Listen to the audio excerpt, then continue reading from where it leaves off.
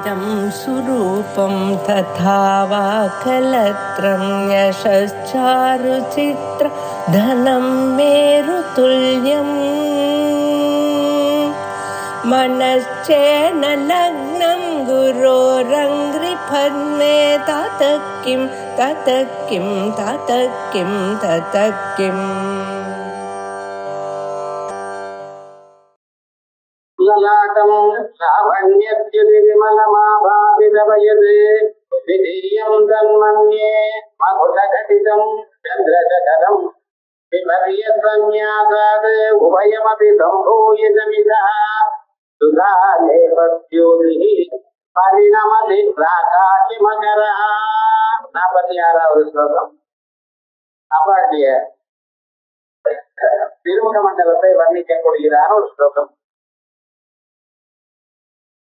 ஒவ்வொரு பாகமாக கிரீடத்தினுடைய ஒரு சௌந்தரியத்தையும் கிரீடத்தில் இருக்கக்கூடியதான மணிகளுடைய ஒரு அமைப்பையும் அதற்கு பிறகு அம்பாள் தலையில இருக்கக்கூடியதான சூழ்நிலையான புஷ்பங்களை பற்றியும் நடுவில் இருக்கக்கூடியதான சீமந்தத்தை பற்றியும் சீமந்தத்தின் நுனியில இருக்கக்கூடியதான சிந்தூரத்தை பற்றியும் இது வரைக்கும் பார்ப்பது.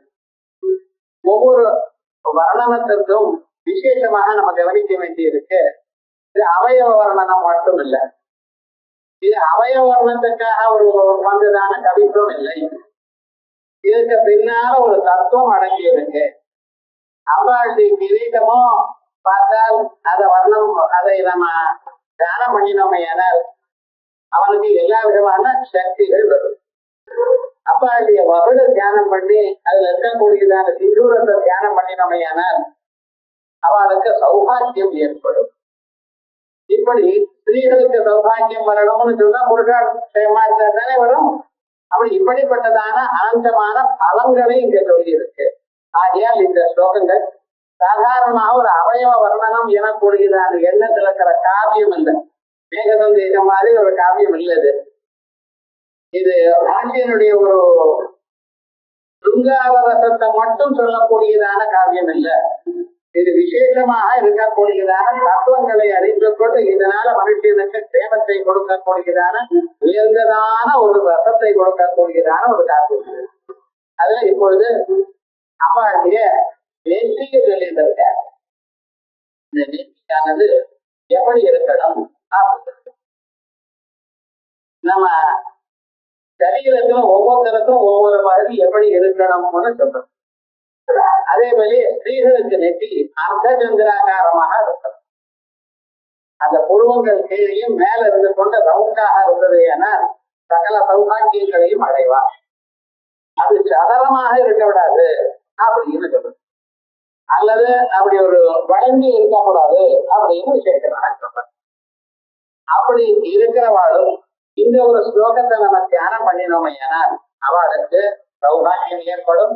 அதோட இல்லாமல் மோட்ச காரணீபூதமான ஒரு பக்தியும் இங்கே ஏற்படும்.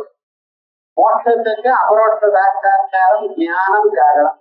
அந்த ஞானமானது பக்தி உபாசனைகள் இருக்குமையானால் சித்தம் ஏகாங்கிரத்தை அடையும்.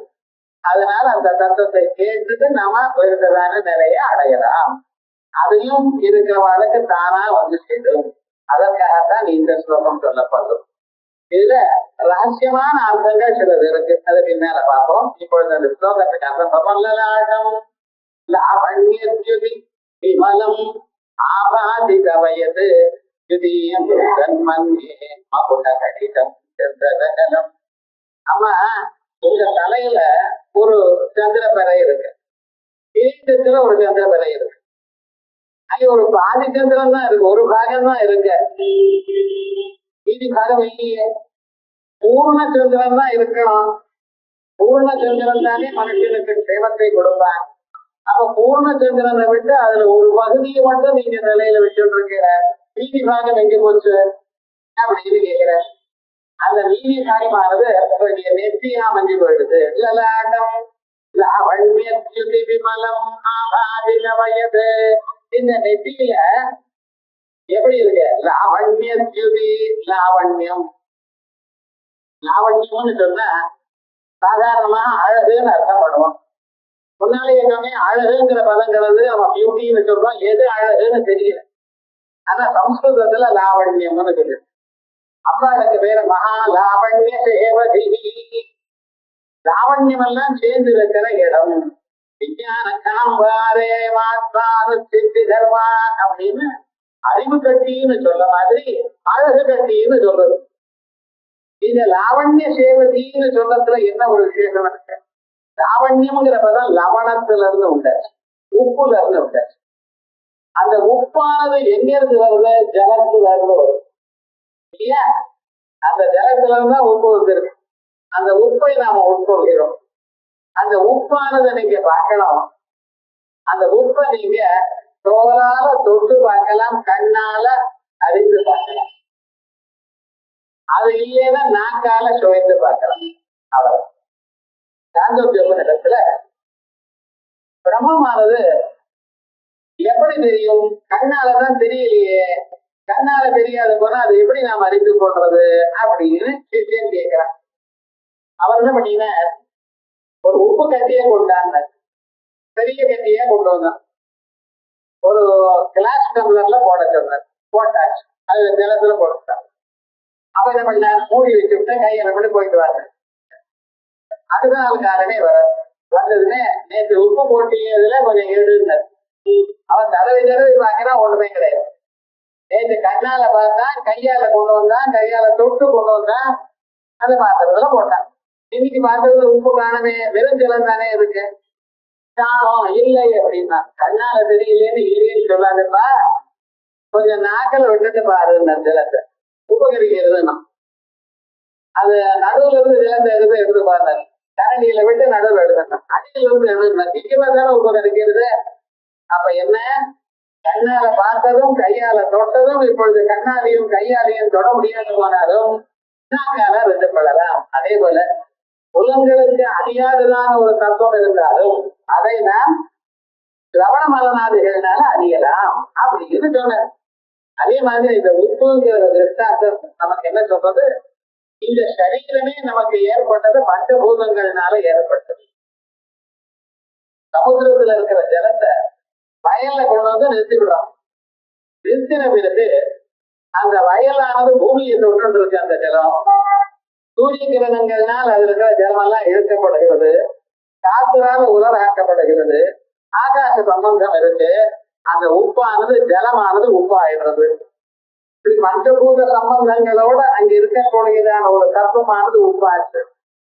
அதை கொண்டு வந்து தனித்தனியாக பிரிச்சு ஒவ்வொரு ஊருக்கும் எடுத்துட்டு போறோம். அந்தந்த வீட்டு சமையல் கட்டில போறோம். மறுபடியும் அது ஒரு பதார்த்தத்தை பார்த்தா என்ன ஆயிடுது, மறைஞ்சு போச்சு. அதே மாதிரிதான் இந்த ஜீவன் பஞ்சபூதங்களோட இந்த சரீரத்தை ஏற்படுத்தி கொண்டு, இந்த தன்மாத்திரைகளான சரீரத்தை ஏற்படுத்தி கொண்டு எங்கேயோ பிறந்து எங்கெங்கேயோ அல்லல் பட்டு கடைசியில சர்வதேவ நமஸ்காரா கேசவம் பிரதி கச்சதி, கடைசியில எங்க போய் சேர்றது? அந்த நாராயணன் இடத்துல போய் சேர்றது. எல்லாம் போய் அந்த மோட்டத்துல பரபிரம்மத்தோட சேர்றது. ஆகையா இந்த உப்புன்னு நான் சொல்றேன் பார்த்தீங்கன்னா, அது என்ன பண்றது? இருக்கிற பரியந்தான் மனுஷனுக்கு லாவண்யத்தை கொடுக்கும். ஒரு 10 நாளைக்கு உப்பு சேர்த்துக்காம இருந்து பாருங்க, என்ன உடம்பு முழுக்க சுருக்க விழுந்துடும். உடம்புல வெயின்ல 4-5 கிலோ குறைஞ்சு போயிடும், கண்ணெல்லாம் வெளியில வந்துடும். என்னடா எல்லாரும் கேட்பா, என்ன சார் திடீர்னு இப்படி நீங்க சொல்லி ஆயிடுல உடம்பான்னு கேட்பா. அப்ப மனுஷன் சௌக்கியமா இருக்கிறது காரணம் என்ன? குண்டாகிறது கொண்டு உடம்புல மினுமினுப்பு இருக்கிறது காரணம் அந்த லவணம். அதான் அந்த லவணத்துல இருந்து வந்ததுதான் லாவண்யம். ஆகையா உப்பு சேர்த்துக்கணும். டாக்டர் சொல்றாங்கன்னா பாதி உப்பு சேர்த்துக்கோங்க, அவ்வளவுதான். இது உங்களுக்கு ரொம்ப கோபம் வருது, உப்பையே சேர்த்துக்காம இருக்க முடியாது, கொஞ்சம் இருக்கலாம். லாவண்யம் இல்லாத போனால் உடம்பு ரொம்ப சிரமப்படும். அந்த லாவண்யம் இருக்குமையானால் உடம்புல மினுமினுப்பு, தோல்ல மினுமினுப்பு இருக்கணும். அது இருந்தால்தான் இந்த மனுஷனுக்கு ஒரு சக்தி வரும். அதான் அந்த நெத்திய கண்டதுமே, அந்த லாவண்யத்தை கண்டதுமே எப்படி விமலம், ஒரு விதமான அழுக்கு இல்லாமல் அப்பொழுக்கற்றதான ஒரு நெத்தி. ஆபாதித வயது. இது என்னமான மங்கே அந்த சந்திரத்தில மேல கிரீடத்துல இருக்கு, அதுல விட்டு போன பிறகு இங்க இருக்கு நினைக்கிறேன். சந்திரத்துல ஒரு பகுதி அங்க இருக்கு. அது பூர்ண சந்திரன் அந்த பகுதி மீதி பாகம் எங்க இருக்கு, அது இங்க திரும்பி கொண்டிருக்கு. சந்திரசகலம்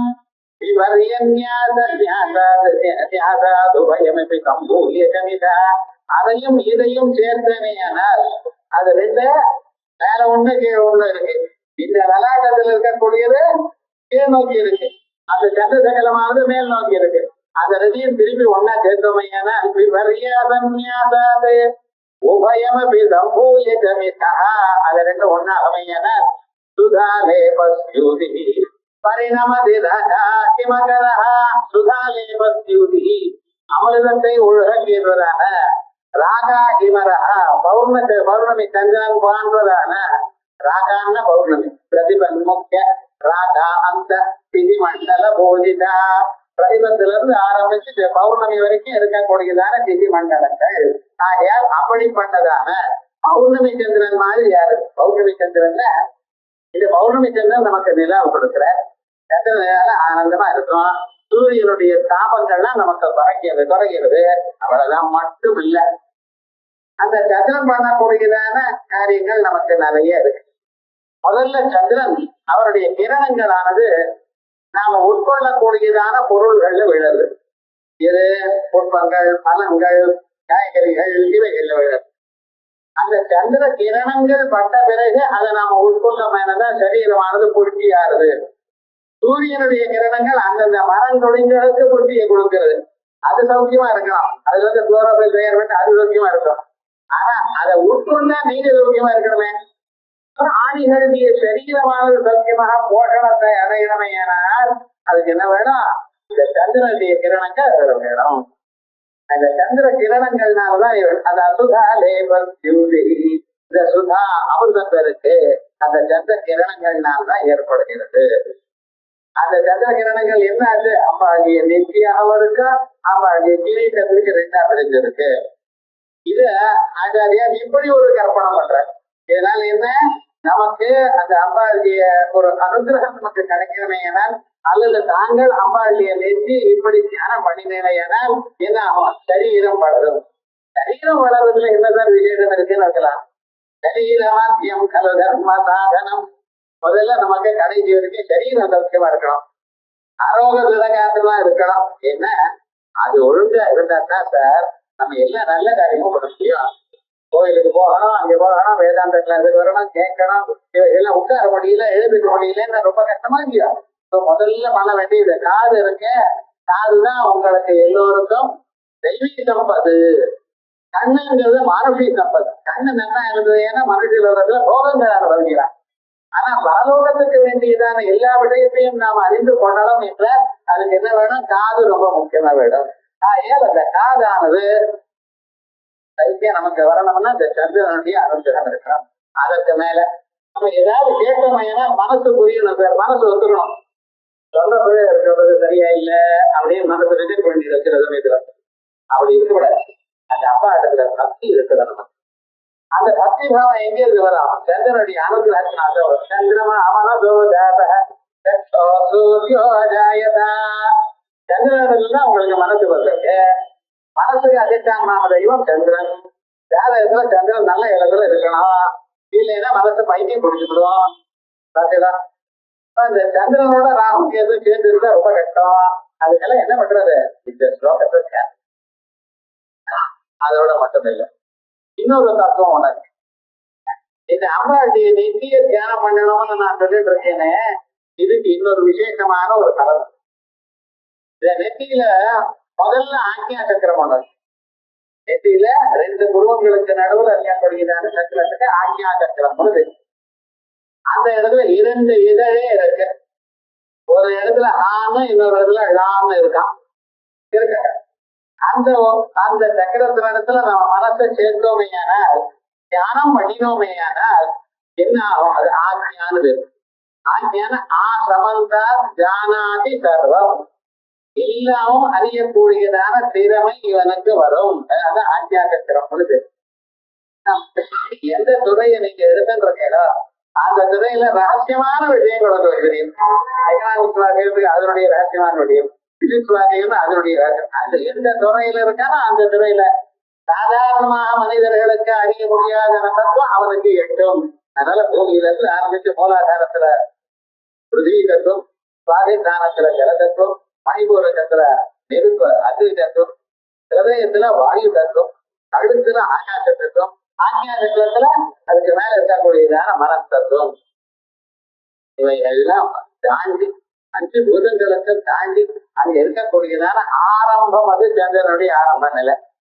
அதே போலயே சிரஸ்ல சகசிரார கமலம் 1000 இதழ் தாமரை இருக்கு. அதுக்கு நடுவுல ஒரு சந்திர குழு இருக்கு. அந்த சந்திரன் தான் சுதா சிங்கோர் மத்திய வருது. அங்கிருந்து ஆரம்பிச்சு அந்த அமிர்த பெருக்கு மனுஷனுக்கு ஏற்படும். 72 நாடுகள்லயும் அமிர்த பெருக்கு ஏற்படும். இது எப்படி ஏற்படும்? நம்ம ஆத்ம தத்துவத்தை அறிந்தார். அறியறதுக்கு வழி என்ன? நீங்க மனசரிக்கிறோம் அப்படின்னா அதாவது தன்மந்தியே மகுடகடிதம் சந்திரகலம் விபர்யாசன்யாசாது. இது ஒண்ணுக்குள்ள சேர்ந்து இருக்கமையான உபயமபி சம்போயிதமிதா சுகாலே பஸ்யூதிஹி வரிணமதிராகி மகரா. இது சாதாரணமா ஸ்லோகத்துக்கு அர்த்தம் பார்த்தோம்.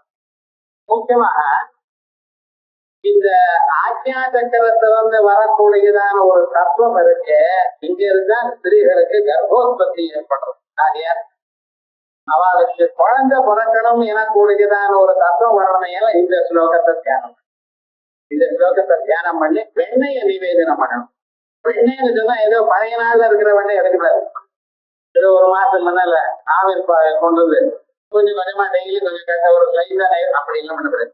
அன்னன்னைக்கு எடுக்கலாம். அன்னன்னைக்கு கடந்து அந்த வெண்ணெய் எடுத்து அது அப்பொழுது நவநீதம். இந்த ஸ்லோகத்தை சொல்லி அம்மாளுக்கு நிவேதனம் பண்ணி இதை உட்கொண்டா கர்ப்போத்பத்தி ஏற்படும் சொல்றது. அதோட இல்ல பால் பாயசமும் நிவேதனம் பண்ணலாம்னு சொல்றாரு. லலாண்டமானது நம்ம லாவண்ய திதி விமலம் ஆபாதி அப்பொழுதுன்றதாக அந்த நிலா மாதிரி இருக்கு. அப்ப ஒரு பாதி தானே இருக்கு, இன்னொரு பாதி எங்க இருக்கு? அப்படியா? இன்னொரு பாதி யாரு? சந்திர பிள்ளையில மேல கிரீட்டத்துக்கு மேல இருக்கு. அந்த ரெண்டையும்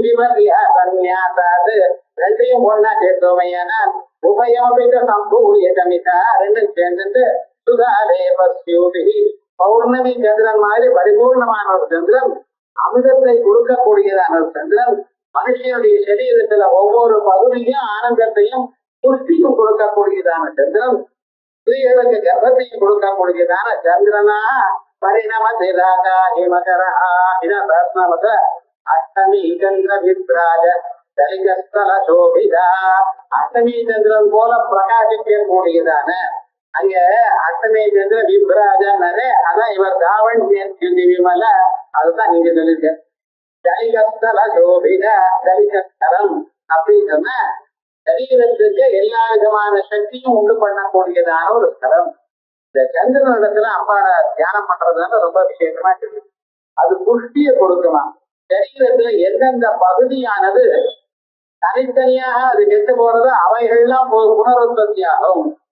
சாந்தோக்கியோபனிடத்துல கிருஷ்ண பரமாத்மா இத சொல்லியிருக்க. என்ன காஞ்ச மரமா இருந்தாலும் சரி, இத நல்ல பட்டு வச்சு அதனால இந்த மந்திரத்தை சொல்லி நீங்க ஜபம் பண்ணி அந்த ஜலத்தை விட்டு துழுக்க ஆரம்பிக்குங்கிற பிராணம் போயிடுது, காஞ்சி போயிடுதுன்னு அது உமக்கு என்னன்னு இந்த பிரின்சிபல் ஆஃப் ரிசலக்ஷன் சொல்ற பதில அது மந்திரத்துல இருந்தது நம்ம நாட்டுல. ஆனா அதுக்கு என்ன பண்ணணும்? நம்ம ஒழுங்கா ஜபம் பண்ணணும். சாதாரணமா நிச்சயகர்மாக்கள்லாம் பண்ணி எப்படி இருக்கணுமோ அப்படி பண்ணலாம் நிச்சயமா ஏற்படும். அத அந்த சந்திரனுக்கு இருக்கக்கூடியதான ஒரு சக்தி இங்க விசேஷமாக இருக்கு. அதை இந்த மந்திரத்துல பார்ப்போம்.